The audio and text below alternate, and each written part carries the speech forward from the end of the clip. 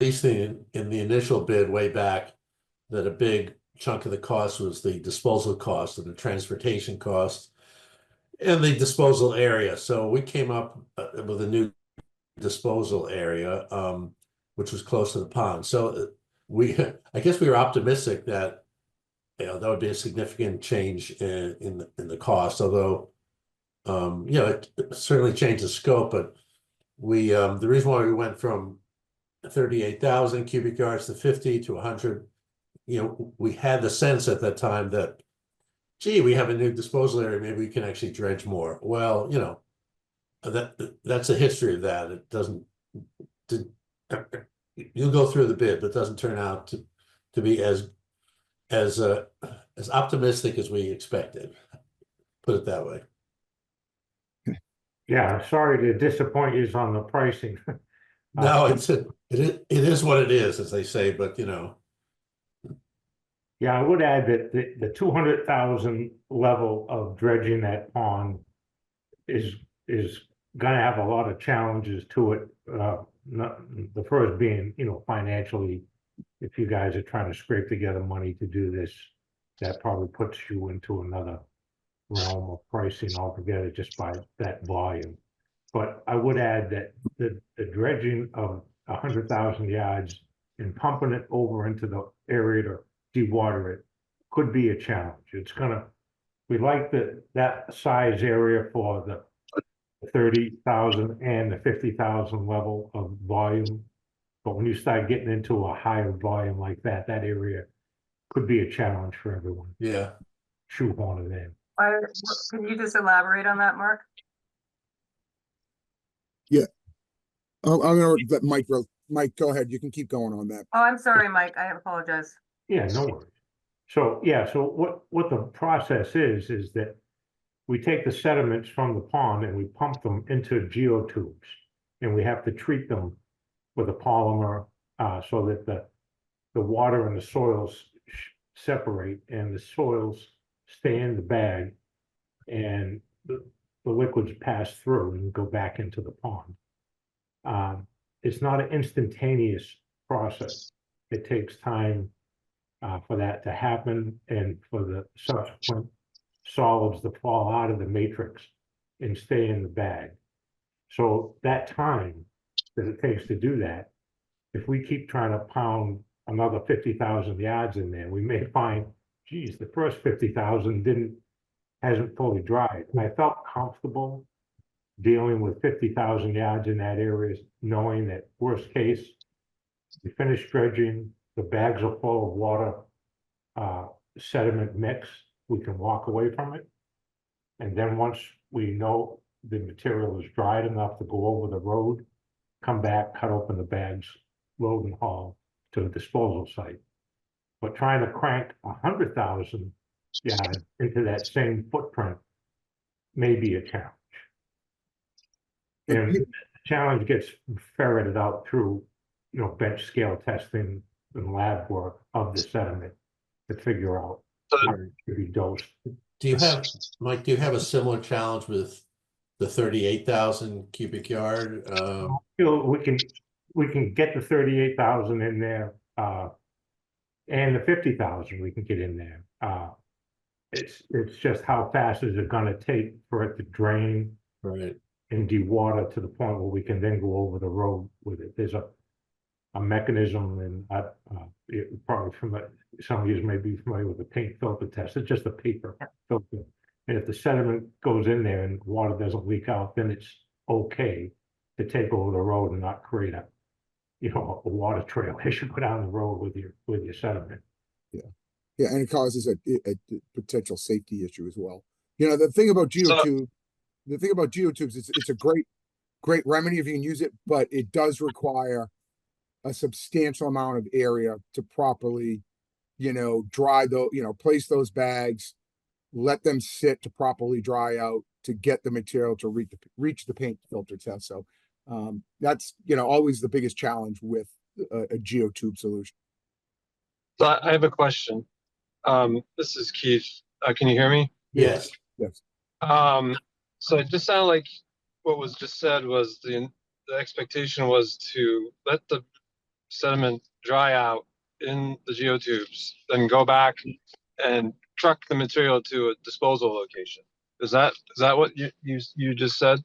Yes, sir. Because we're looking at that north field as the final placement location. There is no transport once it's placed in that north field. That is the final placement location. So I guess that was one of the questions we had, was why are the geotubes required for a final placement location, even if it's up to 100,000 cubic yards? Good question. The problem is that it has to be dry enough for us to work it. If it's very, the extreme is no geotube, right? And now it's just flowing like lava all over the place and we can't contain it. So we pump it into the geotube so it becomes stackable as well as dry. The paint filter test is the indicator that it's dry enough, but we would have to then stack it to shape the contours in the fill area that you're proposing. Okay. I have a question in regards to the geotubes. Sure. So in the RFI, we had, well, in the original dredge bid, we had noticed that the geotubes were expensive and had been on the original plan. So I think we phrased it something like propose whatever the cheapest, most cost-effective dewatering solution would be. So can you speak to why you are going with geotubes in the RFI? Because it's the cheapest, most cost-effective way to dry. You know, there's other technologies, belt filter presses spoken of a lot, but the output on those are so low, it's miserable. It's like watching paint dry. Another site, then you get really outside the box with some other technologies that I can't speak to very much because I've never used them. I've been a geotube guy all the time, pump dredging, and I've looked at other technologies dozens of times, and it just, at the end of the day, I got to submit a price and stand up to that price. Go with what you know is kind of where I'm at. I mean, if somebody wants to turn this into a trial and experiment, then certainly I wouldn't try to talk you out of it, of trying it, but I'm not convinced on a hard money bid that it would work. Yeah, Thank you. Particularly, we have limited funds, Delia. You know, as Mike was saying, there's some other more not like a blue chip technology, right? And you don't know what the cost overruns could be on that. So that's a challenge where if you're looking for pricing with a methodology that bidders are comfortable with, that can do it for a certain dollar price, this is what this falls in. Yeah, there is other proprietary technology. If you guys want to do a pilot study or something like that, just to see if it works, and those are options as well. But if you're looking for, and this is what we assume this estimate was, a methodology that will achieve your goal, where we can find pricing to it, this is what was developed. Yep. And I'm sure you felt it, and I'm assuming was some code using geotubes as well. Yes. Yes. Okay. So you got it's Yeah, no, I appreciate that. It's very helpful, and I don't know if other members of the task force have any questions on that or want any further elaboration on that. No, I think it might be useful to walk through the chart, the table. I don't know, Keith and others may have had questions on particular line items. I don't know what our questions are, Delia, so maybe Yeah, I think there were a couple. I think the big one for me was, it seems like the cost to excavate the North Field and transport to what we're calling the StarMet site, that seems to be added into the totals. So I think that would. Can we put that up, Delia? Do you have a way Sure. of Yeah. showing that? So we know what Keith's talking about. Yeah, I thought it was clever how you folks set up the bid form, because it's really not like, it was 3 alternates, but sometimes you had to use the same price over and Yeah. all the alternates, and I like the way you did it. Some thought put into that for sure. And, Yeah. I liked it. We actually took the original bid. And well, I guess from what you're saying, yeah, it was a little bit of some gymnastics for us, but thanks. Yeah, So, speaking about item 3, right? yeah, I think it's 2 and 3. So this, the subsoil excavation and transportation of the subsoil. We believe, we've had a conversation with the contractor at StarMet, which is a Superfund site in Concord. And Yeah. they have indicated, we don't have any agreements, but they've indicated that they would pay that cost. And so this cost, we would just ask that you identify it, but that also remove it from the total. So you're looking for, your understanding is this is not gonna fall under your scope. It'll be, the Maximus will be, responsible. That's right. for That's the- our understanding, but we want to have the cost identified in case that falls through and then the cost becomes something borne by the town. We want to know what we would be paying. So we can resubmit this and exclude that, Yep, so it would be that one, and then also under 3, we're adult, oh, I'm sorry, 2 and 3. So it would be 12, 13, and 12B and 13B. and just for the folks on the call, I had mentioned this to Delia. We charter we're the contractor on site at the StarMet site. So we're doing we've been on there for a number of years doing the work over there for De Maximus. We've got another phase of work through 25. They've got their next large piece, which we will be supporting the specialty contractor there. And then they're looking 27 for their more large scale, which I think this material, they may have this, depending on when you guys get started, they may have the site to stockpile this clean material there, but it would be for their larger scale full remediation at the site out there. But Delia, none of that is in the base bid, the 35.8, right? No. No, because there's no subsoil excavation in the base bid. It's assumed that the North Field would hold 35,000 yards without the need to excavate the subsoil. And Delia, with that area you're talking about, I know when we bid this the first time,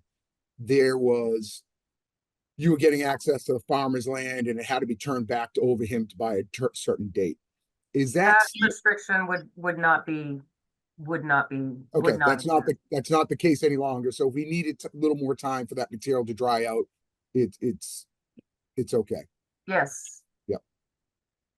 So there's 2 things now that I think would be really helpful for us to have as like assumptions or thoughts as you develop the bid.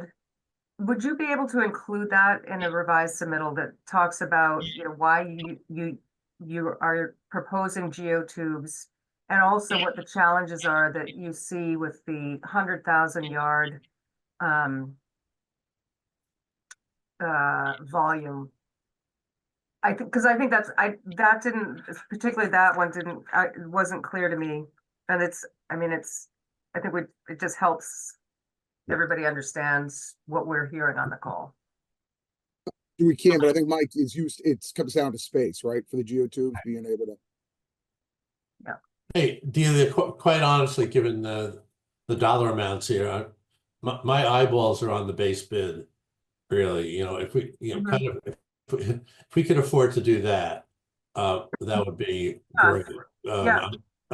So I don't know what questions we have on the base bid. One I have, and we've talked about it, just more of an explanation for what is the escalation? What is the design escalation? Is that a contingency? Is that what does that 600,000 represent? So that represents well, I'll let you, Yeah. but that's the 10%. Right. We Yeah. We talked last night, the meeting, we're gonna also ask that to be removed. We're not doing the price escalations. Okay. So So, I have a question on, but Dalia, let me ask, hold on a second. Mike, the numbers that we developed here, are those 2025 numbers, or did we build in additional escalation? So, No, these are numbers as if it was to happen like now. that's Yeah. exactly what I was gonna ask, and that's So, what I I think anticipated you we would. recommended that because when we talked to you, you weren't sure when this project would take place. And Yeah. And That's- let me just continue with that, that it's not, in addition to just the escalation for time. Right. There's a thing called design escalation, as a part of it is design escalation. Meaning, we were given, very few documents and Right. plans, and inevitably there's creep in the scope when this thing goes to final design. Now, we did have the luxury of a fully baked previous estimate back in our 2022 file, which I did reference, Yeah, because there's right. parts of this job that I had to relook at. I did the 2022 estimate as well. But I had to refresh on, like, where am I gonna launch the dredge into the pond? And it wasn't really disclosed in this current round of pricing. Yeah. In the previous round, we were instructed to use the canoe ramp on the opposite side of the pond. And that is a wonderful facility, base to launch that from, and also bring fuel to and from the dredge every day from a land base, because you don't have to traverse over, that shoreline marsh period that you do have on the other side of the pond that the material is going to be dumped on. Right. So, that scope creep, if you will. Now, if you put out a bid document and it has that canoe ramp in there, there's no scope creep, because I already considered that. But say you, under a final design, say, no, Mike, no bidders, we want you to deal with everything from the disposal side, then there could potentially be some scope creep. So that escalation is just a stab. Wouldn't sign up to do that for any amount of money, really, because I don't know what I'm getting into. We're just gonna state that these are $2025 and Right. account for future needs to revisit this cost estimate with 100% design. We're at maybe a 10%. So we're gonna try to just clarify that. But I think that design escalation is a confusing thing right now, and it's kind of very arbitrary. And the other proposals we're comparing to do not have the design escalations added in. So the simplest thing is to have them removed, and we'll account for it as needed to address that these are $20-25 and go from there. Yeah, I don't think Keith is saying it's not from a bid point of view, it's not valid, but from our communicating the cost, our assumption is that there's gonna be a pretty tight scope, and so we don't need that. Yeah, at this point, yeah. I think it's a little early to be adding in those kind of protections. We really don't have a real project yet. so just one thing. Helpful if Yeah, you hold guys on one can second. add into the submittal, just to note somewhere that this is using $20-25. Yeah, we can do that. One thing I wanted to add to you folks, and Daly, you experienced this when we bid the first time, right? And our number was higher than when you folks had allocated. That happened to us 8 times between 2022 and 2023, where we bid, and we primarily bid private work, right? But we do augment our work with public work all the time. We do tremendous work for the Army Corps, EPA, and municipalities. 8 times between 22 and 23, and a little bit into 24, we were the low bidder on these opportunities. 8 times the projects were not awarded because the municipality did not have the appropriate funds.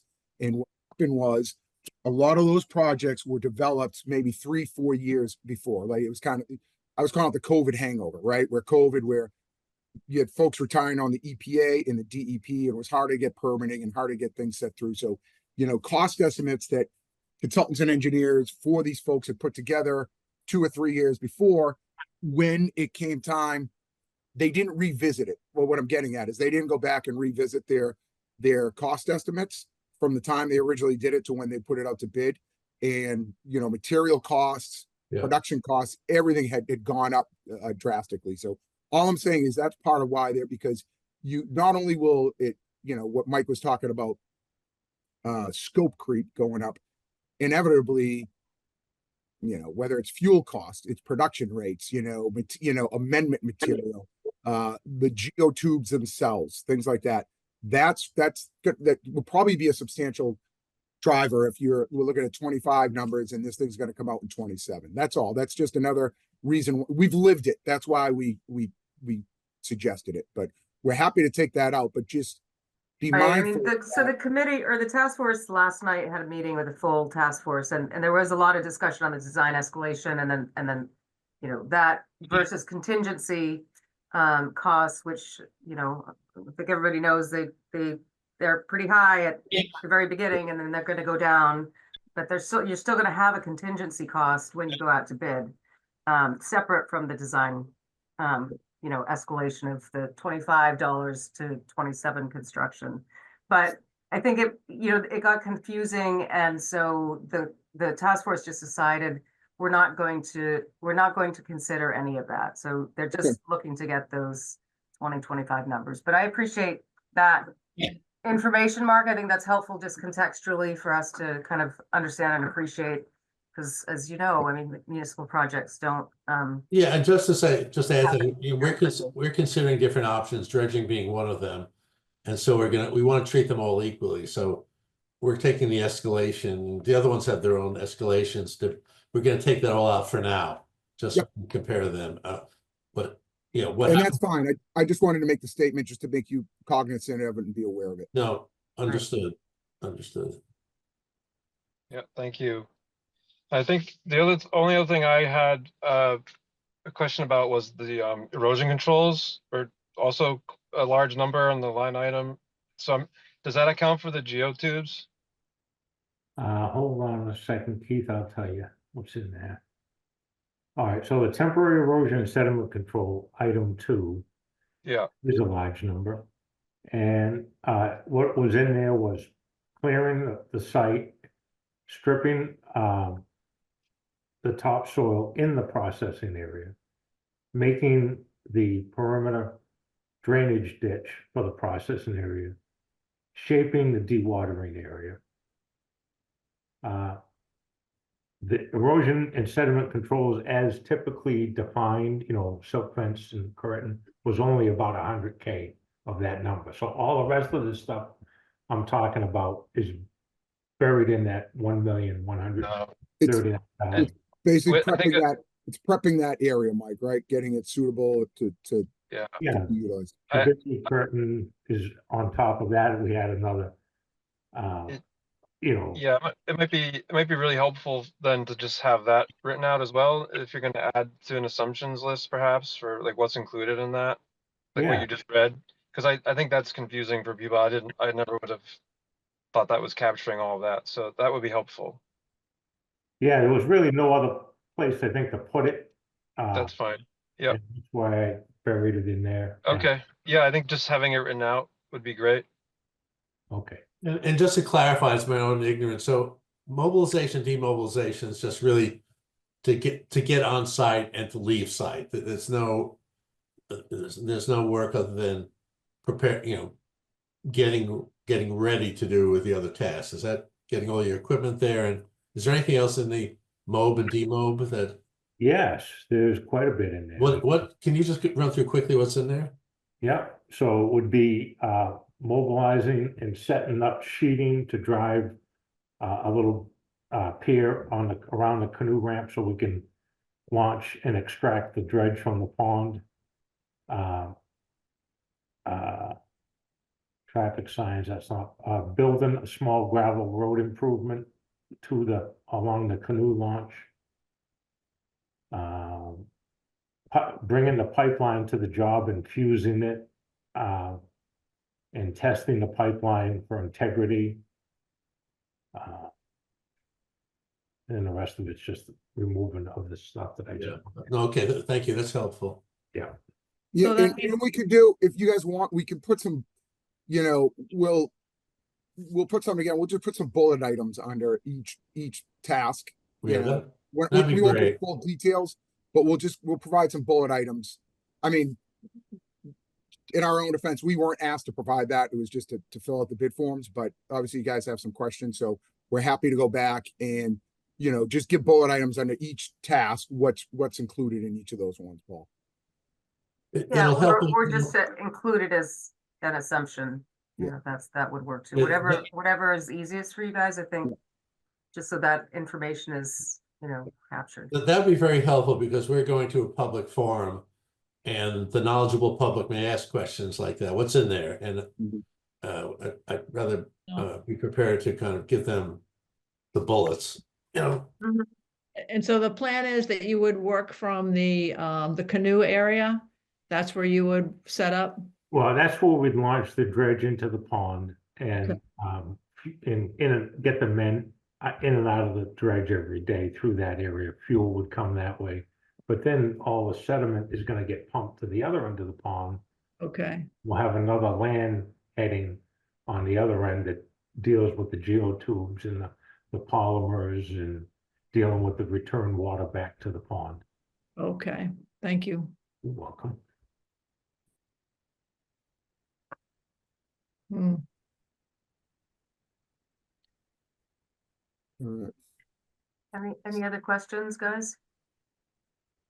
I guess part of one more question would be, because you did do the 2022 bid Yeah. estimate and bid, and you said that you did go back and look at that, and I went through and looked at the numbers, and they didn't really change substantially from what you sent to us with this estimate, clearly with the exclusion of the transportation and movement of the materials to another location. So I guess to me, do you feel pretty good about that then? I mean, because they were numbers that you had come up with before previously. Great question. I do feel good about it, and the reason why I feel good about it is, we basically partnered up with two firms to give you the 2022 price. We had a pump dredging subcontractor, Viking Dredging, working with us on that. And he all this guy wants to do is put his dredge in the water, open up the throttle full speed and pump. That's all he cares about doing. And then on the land side, after we got the whole field and area prep, we had another subcontractor that was really just two guys, technicians, that monitor the percent solids in the waste stream and modulate the amount of polymer. They're the scientists of the operation, and they're adding the chemicals that allow for the quick sediment. And those aren't incidental costs. You no surprise the pump dredge guy is a big number, but it's also a large number to do the chemical processing. The amount of chemicals, polymers that they add to this is a lot of dollars involved in that. And so you don't want to waste it. So we hire a technician that regulates and is on the hook for giving us a good product at a fixed price. So where I'm going is both of these gentlemen, I approached them for this bid. The chemical guy said, I'll hold the number. The geotubes went up, but I'll hold my chemical number. The pump dredge guy went up on his price per yard. So in terms of price increases that were in 2 years, those were the two of them. And then, of course, our labor and fuel and whatnot went up. Right. It's good observation on your part that it was similar in price than what we did in 2022. Right. Because really, No, go ahead, Christine. Yeah. And just so you guys know that we, and we'll do this on certain projects. All the elements of this project, we self-perform. We've got a couple of dredging projects we're doing right now with our own personnel, but sometimes when the chemical aspect of it, where Mike was talking about, there's outfits that are more productive and to go through it with a better fine-tooth comb than we do, because that's all they do, right? That's their area of specialties. So we'll bring them in it's a benefit to the project, to the owner, to the overall, because that's all they do. We've got people who do it, but not every day. These guys do the chemical analysis and everything on a daily basis. So that's why we choose to bring in at times outfits that augment our team, that we have the in-house capabilities to do, but in certain instances, it makes better overall sense for the project. Okay. Thank And you. if you folks are interested in looking at alternates to the geotubes, there's a company up in Maine called MPS, Material Processing Systems. The fellow's name is Jim Meager. Jim's extremely intelligent man, built the company up with all these black boxes that can do different things with sediment. And he just recently sold his company, but still went national. A national firm picked him up, but he's still involved in the nuts and bolts of the business. He would have possibly 2 different ways of handling the sediment. But I would Would it be caution cheaper? you. Huh? Would it be cheaper? I don't think so. And I mean, that's, Yeah. I think that's where the conversation is kind of focused around, is because there has been, you know, some concern raised around the cost of geotubes and that there are cheaper ways of managing dredged material. well, if you have to stand up in the public and respond to that question, you know, Jim it might be somebody you want to tap on and just get some bylines from him on, because he'll say things like, oh, I can do this and I can do that. But but it's 3 times more expensive. So, you know, you need that information to defend yourself in a public forum, perhaps. Well, I mean, if our understanding is that the geotubes is the most cost-effective way of going about this, I think that's sufficient for Right. us to kind of answer the question. I think what Mike was getting at is, if you wanted a subject expert Yeah, to defend the geotube, someone who could say, yeah, we could do this, yeah. this, they're all capable, but at the end of the day, it's going to cost more than the remedy that you're already evaluating. Agreed. Keith, do you have any thoughts about that?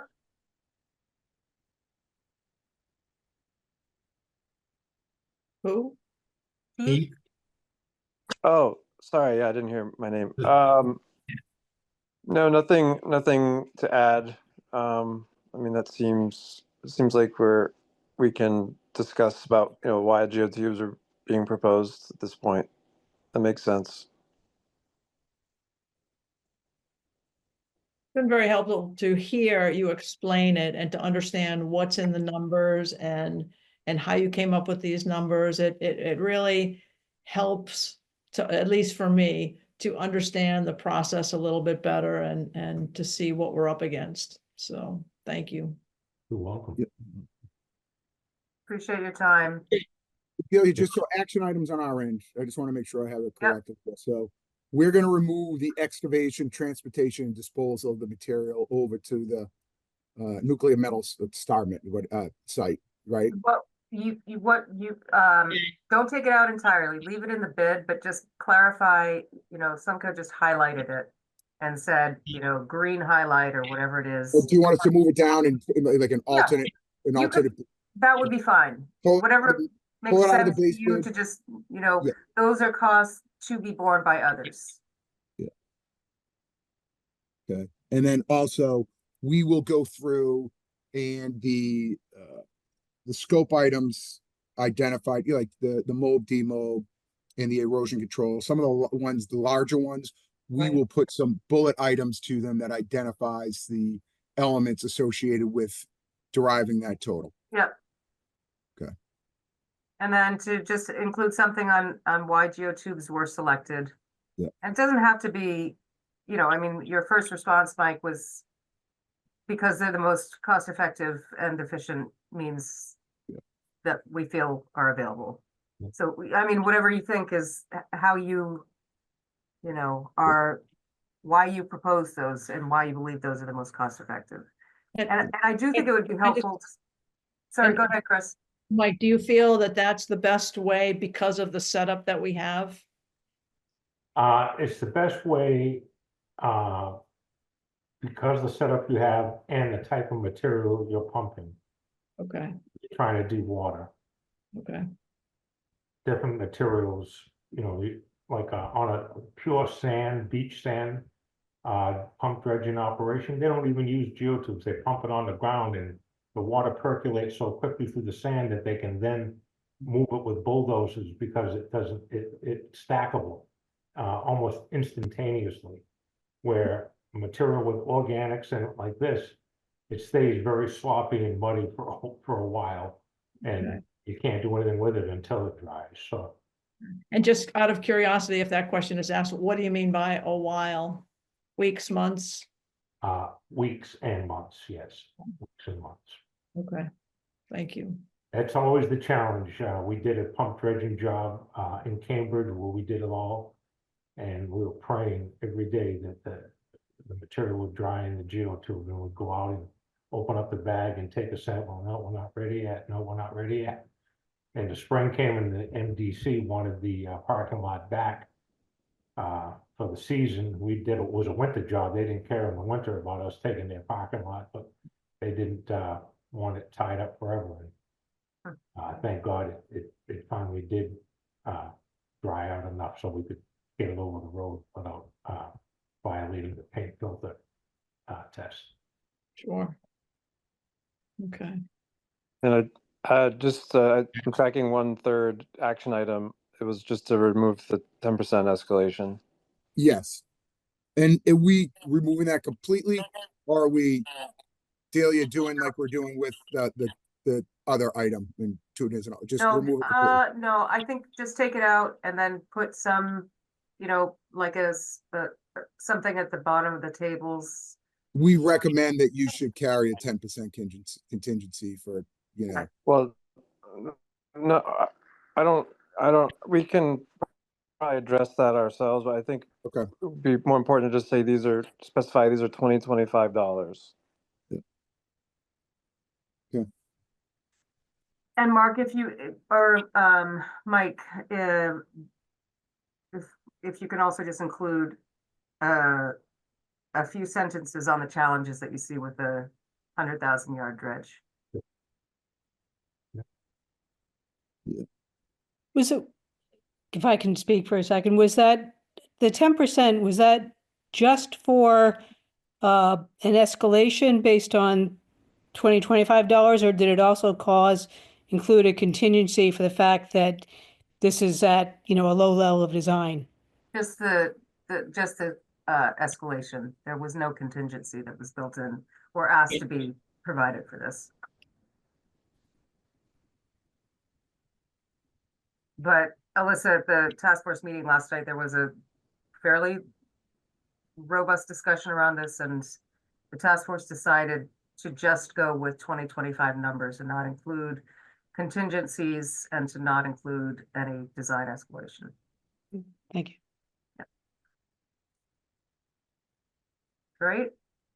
Well, I don't have any other questions or any other task force members. Is there anything else that these guys can clarify or? No, I appreciate it. These are important things to fix. I appreciate the extra time to work on that. Yep, happy to help out. I as well. Delia, I am straight out tomorrow. I got okay. stuff for all day, and then we have an event tomorrow night. So we can probably, Mike, I can touch base with you offline and find out from you. It's what you're asking for is an easy lift. It's just, I'm not going to have any computer time tomorrow because I've got meetings nonstop and then an event tomorrow night. So we could, Mike, you think we could probably turn this around by Friday? I think so, Mark, yes. Yeah, if that's okay with you, we can probably get this back over to you by Friday. Fine. Okay. That'll work. Okay. Yeah, I applaud the process you guys are doing as well, having neighbors and non-board members sitting in on this is a great idea. There's no hidden agenda anywhere here in this process. It's straight what it is, and I'm glad you guys are doing it. Thank you. Thank you. Appreciate Yeah, that. and if any of you guys are interested in like any of the dredging, I don't know how familiar any of you are with the Muddy River in Boston, Olmsted's design there. We're the ones who just did that project. So the Muddy River that went through Brookline and by Fenway Park and all that. And that was a fabulous project with eyes upon eyes upon eyes on the project, just because of the sensitive nature of it and where it was. It was an open site. We had to allow public coming in and out of it, but it was about 100,000 cubic yards of material that we had to amend out of there. I don't know if you guys have walked the Muddy River. I mean, you couldn't even see across it. Now we've gotten rid of all the organics, all the phragmites there. It's restored it to its natural, Olmsted's vision. It was beautiful. It's actually the tree protection out there was like nothing else we've done. There's actually redwoods there. There's a couple of redwood trees, you wouldn't know it, in Boston, along the Muddy River there. So it's a pretty interesting project. If you're going into Boston, you drive along, it's by the Jamaica Way, that whole way. It's pretty cool. So Yeah. if you want to, I know where it is. I didn't realize you guys had done that work. It was, that's great. That was a good project. Sounds like it's worth visiting. it is. It is. Particularly if you saw what I can do. I can send you guys a video. We do. Oh yeah, We definitely. fly drones over our sites 2 to 3 times a week, but to see what it was like originally and what it was like at the end, it's really impressive to see it. And there was a lot of challenges there with, where the material could go because of the nature of it. It's very difficult to get rid of even clean dredged material these days, right? Just by nature, because of the geochemical of it, if people are using it for structural. So it's a challenge. So having the nuclear metal site open to taking that material is great. We Yeah. think so too. And like I said, we may be the ones that are getting it for you. We may be the ones coming over from Nuclear Metals and grabbing it. And anyway, so we'll see. Great. Well, thanks for offering to send that video. I'd love to see it. Yeah, I'll get one out to you guys. Yeah. Okay, awesome. All right, guys, thank you for your time. If you have any other questions, Delia, please reach out, but we'll get something over to you by Friday. Okay, very good. Thanks very much. Thank you. Thanks, everyone. Take care. All right. Bye-bye. Yep, bye. So we have a set of minutes, or I don't know if you guys wanted to talk about that at all. That was helpful. Talk Yeah, about what? I didn't have any edits. So I'm just gonna share these because I wasn't at the meeting, I don't know what the discussion was, but I did have a question about, there was this paragraph here: the team discussed the cost and feasibility of dredging the pond with a focus on the base project. They agreed that the base project would partially restore the ponds, but for an indefinite period. And I think, Chris, you were suggesting at one point to just take this sentence out. How did you want to proceed with it? Or just take out the but?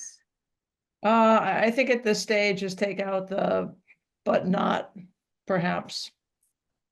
Yeah. I think ending with partially restore the pond is consistent with what we were talking about. Right. So just leave it here. Take this out? Yeah. Correct. Okay. Someone want to make a motion? I make a motion to accept the minutes of the meeting. Can I do that since I wrote them? January 10th, 2025. I'll second. And so it's passed. All in favor? Well, we have to, I always we just forget have to vote. Home votes yes. Yeah, Yeah, okay. I vote yes. And then public comment.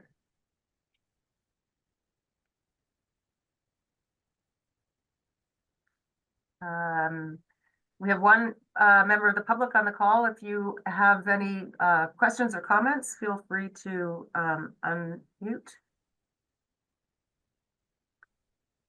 And I think that's all that we had on the agenda. Yeah, I just want to add, I think our proposal's in pretty good shape. Those little things, the little clarifying things we talked about last night, I think we have it. I can't say I totally understood where we came out on the costing, but everybody voted for it, so. Yeah, good job. That was huge. That was an accomplishment. That was option 4, was it? I think, yeah, we voted for that. Yeah, Okay, I think you'll be happy with the results. I'm sure I'll be happy. My favorite Yeah. number.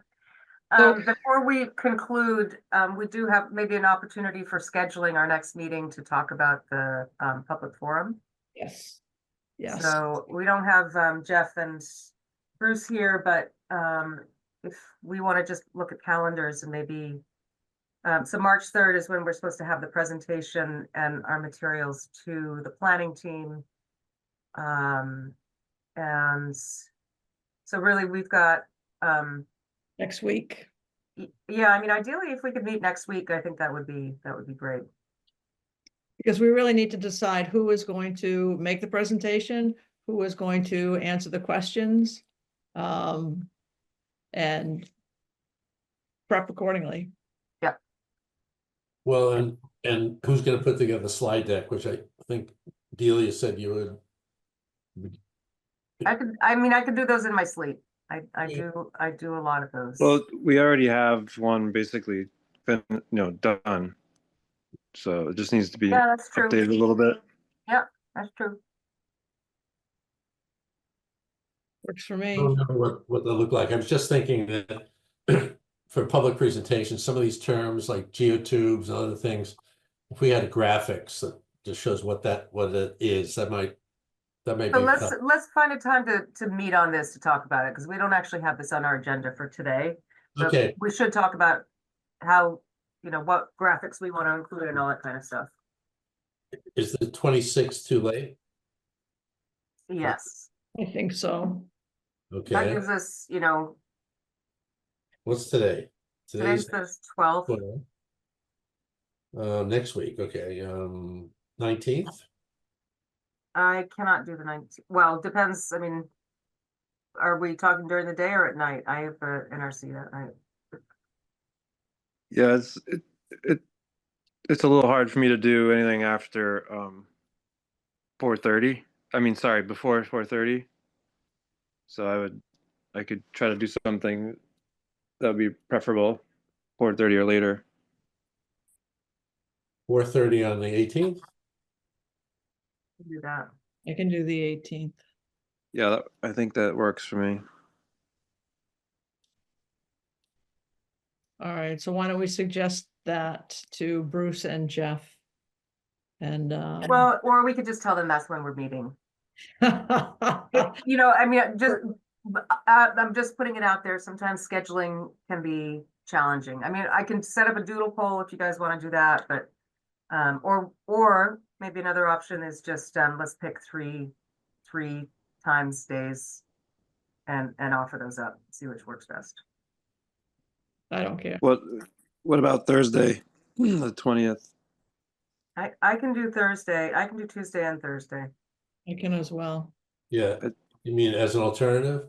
Yeah, shoot for Tuesday, and then we'll have an alternate if Okay. Jeff So and Bruce. Tuesday preferred. Yeah. Do you want to say 5, Keith, just to give you If we can do that, that would be great. Tuesday or Thursday at 5? Okay, I'll send that out. Perfect. And we could just do this on Zoom. Yes. Yeah, sure, why not? Great. Okay, All right. Excellent. Thank you And so much. Email to Delia today. That was good. What's that? Thanks for the email today. I saw that with the Oh, yeah, I'm sorry. I posted that to the Google Drive last month and I thought I had sent it out and I had not. So, sorry it was late. Thank you. okay. Mhm. See everyone. All right, see you later. Did somebody adjourn the meeting, Chris? Meeting is adjourned at 4:53. Thank you so much.